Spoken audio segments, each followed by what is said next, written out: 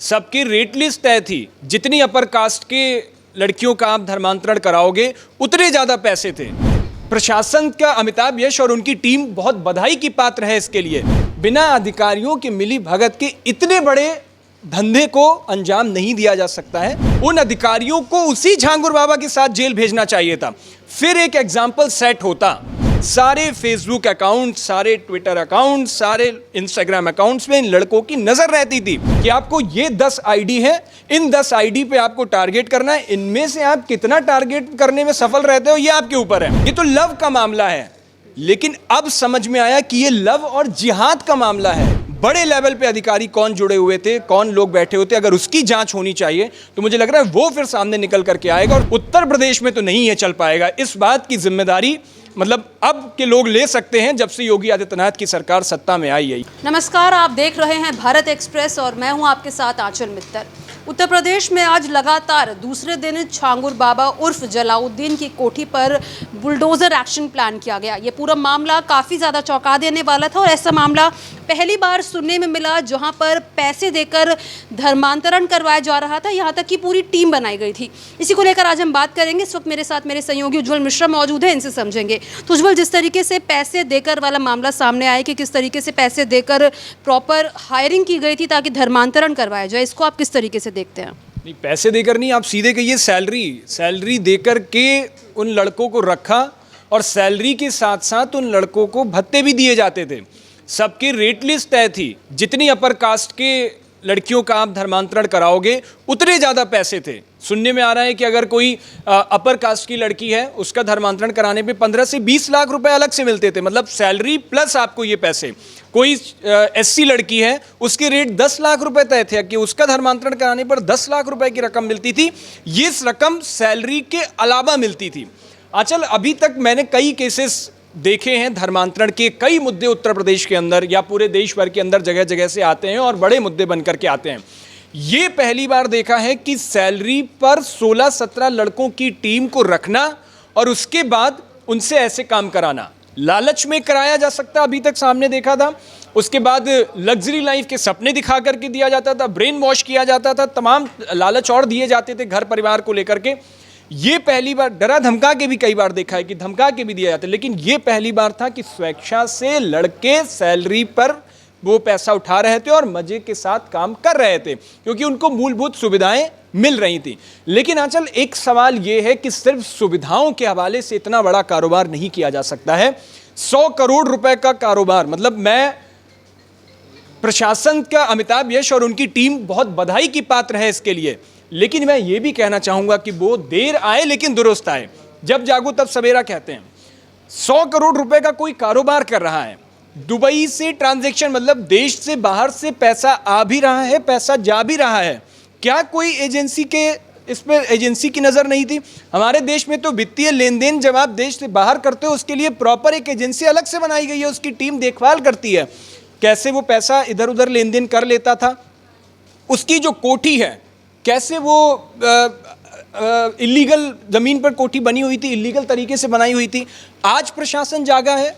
क्यों जागा है? तहसीलदार को तो पता होता है कहाँ पर क्या हो रहा है उससे, और कई लोग जब शिकायत कर चुके तो नज़र खुल जानी चाहिए थी, वहाँ पहुँचना चाहिए था, नहीं पहुँचा। बिना प्रशासन की मिली भगत के, बिना अधिकारियों की मिली भगत के इतने बड़े धंधे को अंजाम नहीं दिया जा सकता है जिस तरीके से बात सामने आ रही है। हालांकि मुझे लगता है कि अब वो लोग भी निपटेंगे, लेकिन आंचल, मुझे लगता है बुलडोजर से उसका घर गिरवाने के साथ साथ, उसकी कोठी गिरवाने के साथ साथ उन अधिकारियों को उसी झांगुर बाबा के साथ जेल भेजना चाहिए था। फिर एक एग्जाम्पल सेट होता कि जो भी इस तरीके के कारोबार में लोगों की मदद करते हैं उनका भी हश्र यही है कि उतने ही बड़े अपराधी वो भी हैं, उसी लेवल का अपराध उनका माना जाएगा और उनको भी वहीं पर जेल के सलाखों के पीछे पहुंचा दिया जाएगा। पहली चीज़ ये।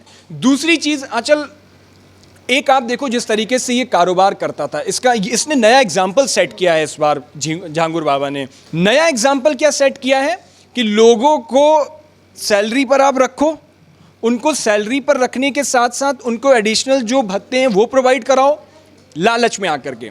उसके बाद वो लड़के हिंदू लड़कियों से अपनी दोस्ती, और इसमें डिजिटल का कैसे इस्तेमाल किया गया आप देखो। आजकल के दौर में सारे फेसबुक अकाउंट, सारे ट्विटर अकाउंट, सारे इंस्टाग्राम अकाउंट्स में इन लड़कों की नज़र रहती थी। ये टारगेट सेट करते थे, 10-10 आईडीज़ लोगों को प्रोवाइड करवाई जाती थी कि आपको ये 10 आईडी है, इन 10 आईडी पे आपको टारगेट करना है, इनमें से आप कितना टारगेट करने में सफल रहते हो ये आपके ऊपर है।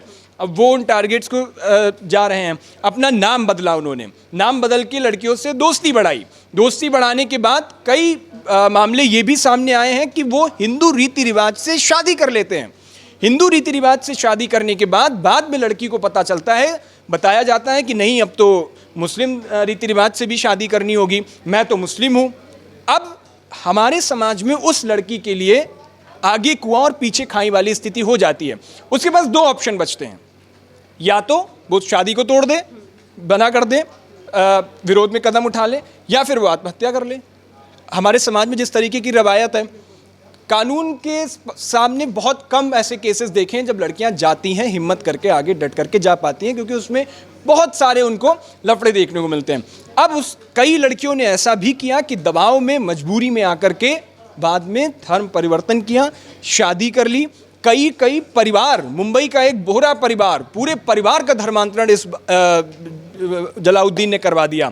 दुबई में रह करके हिंदू परिवारों को टारगेट करता था, वहां के लोगों का धर्मांतरण करवा दिया। आप देख रहे हो किस तरीके से अब ये सवाल सेट किया है उन लोगों के लिए जो समाज में लोग कहते थे कि अरे एक लड़का है, एक लड़की है, दोनों अपनी मर्जी से प्यार कर रहे हैं, शादी कर रहे हैं, तो लोगों को नहीं बोलना चाहिए, ये तो लव का मामला है। लेकिन अब समझ में आया कि ये लव और जिहाद का मामला है। जिहाद किस तरीके से इस लव के बीच में एंटर किया जा रहा है, ये इस केस से हमें समझ में आया। और अब उन लोगों पर सवाल है जो लव लव लव लव करते हुए जिहाद को मानते नहीं थे।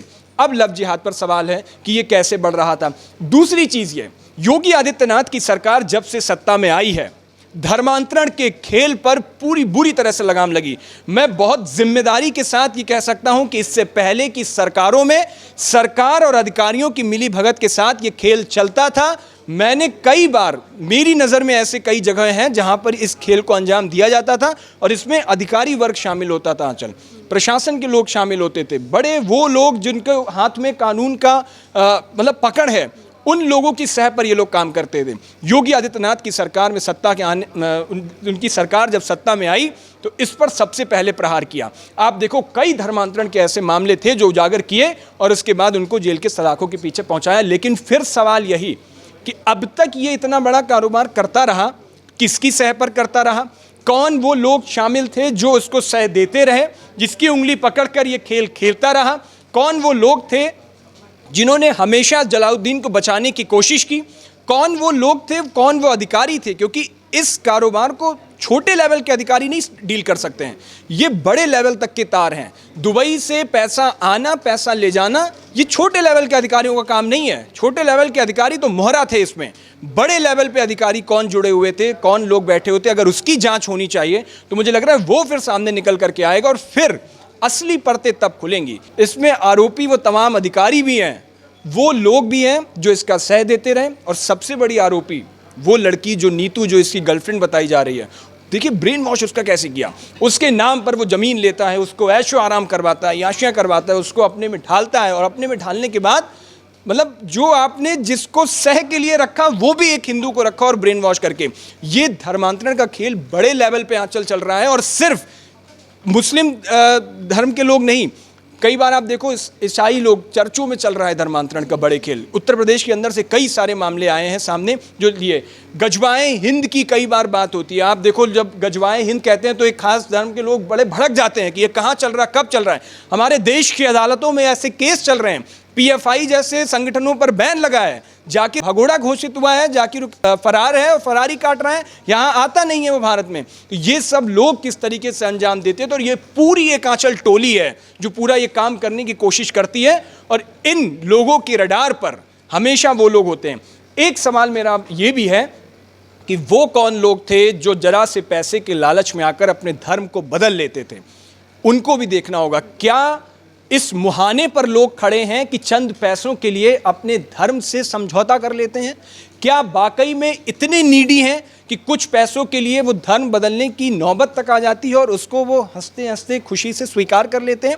इसमें कुछ लड़कियां ऐसी भी होंगी जो प्यार मोहब्बत में कर लेती होंगी, कुछ ऐसी भी होंगी जो ज़रूरतमंद होते हैं, जिन्हें पैसे की ज़रूरत है। उसके बाद कहते हैं ना, भूखे भजन न होई गोपाला, सबसे पहली ज़रूरत उनकी वो पैसा और वो सब होता है, उसके चक्कर में वो धर्म परिवर्तन कर लेते हैं। ये सुरक्षा मुहैया सरकार को करानी पड़ेगी। ये सरकार की जिम्मेदारी है कि अगर कोई पैसे के लालच में अपनी बुनियादी ज़रूरतों को पूरा करने के लिए लालचों में फंस कर के धर्म परिवर्तन कर ले रहा है, तो वो भी उतना ही दोषी, उतना ही जिम्मेदार है। तो उसकी जिम्मेदारी उठाने की ज़रूरत भी सरकार की पड़ेगी।